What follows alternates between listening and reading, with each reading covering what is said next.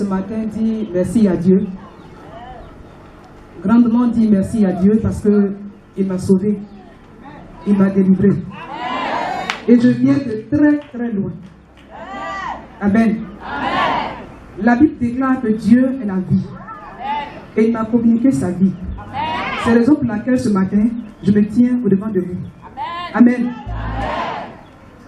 Je m'appelle Kwasi Claire Bébé Madeleine.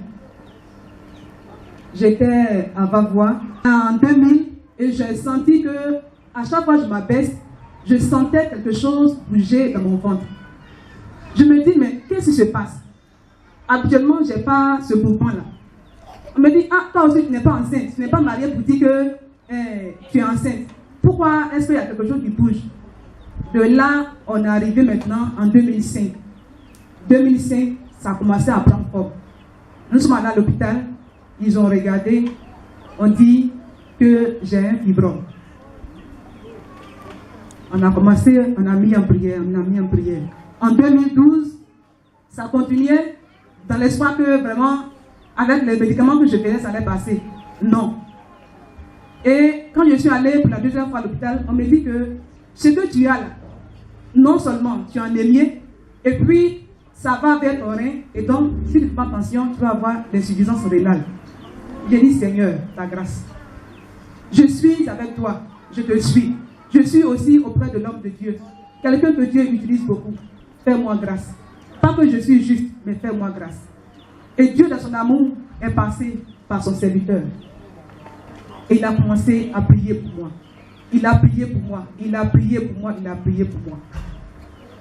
Et avant de partir, il m'a dit, il faut jeûner. On a jeûné. La famille aussi a jeûné pendant 2 semaines avant que je ne parte. Quand nous sommes arrivés à Abidjan, c'est le samedi que je devais faire l'opération et le vendredi, l'homme de Dieu m'appelle et me dit, quand je me suis couché, voici ce que Dieu a révélé. Dieu n'agit pas dans ce qui est noir. C'est-à-dire que quand là où il n'y a pas la sanctification, que retourne en famille, allez-y et entendez-vous, réconciliez-vous, toi et ta famille. C'est ce que j'ai fait le vendredi soir. Nous sommes allés, nous sommes réconciliés et tout est rentré en ordre. Et c'est ainsi que le samedi 13 juin, je suis rentré en bloc opératoire.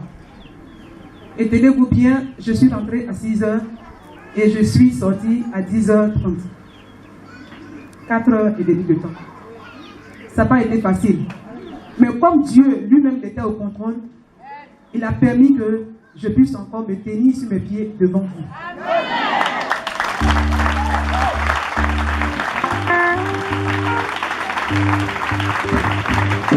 Il faut dire que ce fibrome n'est pas le fibrome qu'on habituellement on a l'habitude de voir. C'est un problème spirituel. Et beaucoup d'entre vous ici, on dit, quand on va quelque part, on dit au moins au revoir à la personne avant de se lever. C'est pourquoi ça a été ainsi. Dieu a permis que ça soit ainsi afin de pouvoir éclater sa gloire. Il a dit, je permets ces situations difficiles de pouvoir éclater ma gloire. Et quand nous sommes partis, Dieu a permis que l'opération se fasse bien. Et je voudrais ce matin, pour tout ce qu'il a fait pour moi, lui dire merci pour toutes ces merveilles. Lui rendre toute la gloire. Et il faut dire que mon père que voici, Papa Conan Marcel, a été un grand guide pour moi. C'est grâce à ses prières. Ce n'est pas l'argent. Ce n'est pas la connaissance d'une personne. C'est vrai, c'est les médecins qui m'ont opéré. Mais la personne qui donne la vie, c'est Jésus-Christ de Nazareth. Et donc, cette personne, je voudrais vraiment que nous l'acclamons tous. Ce Dieu vivant, ce Dieu puissant.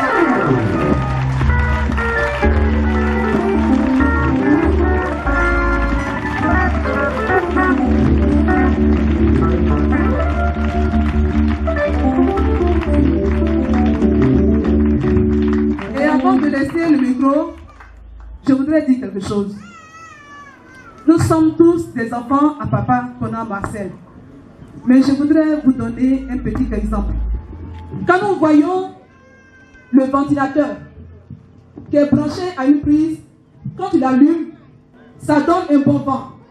Mais une fois que le ventilateur est débranché de la prise, Même si tu l'allumes, ça ne passe plus. C'est pareil pour ce serviteur de Dieu que vous voyez passer. Cet homme, toutes les fois, nous allons avoir du respect pour lui. Nous serons humbles. Et que nous n'allons pas le critiquer. Et que nous le croyons ou nous le prenons comme Dieu. Il passe à travers lui pour nous faire du bien. Nous serons toujours bénis. S'il est content de nous, nous serons toujours bénis. Même s'il nous ouvre la bouche, nous serons toujours bénis.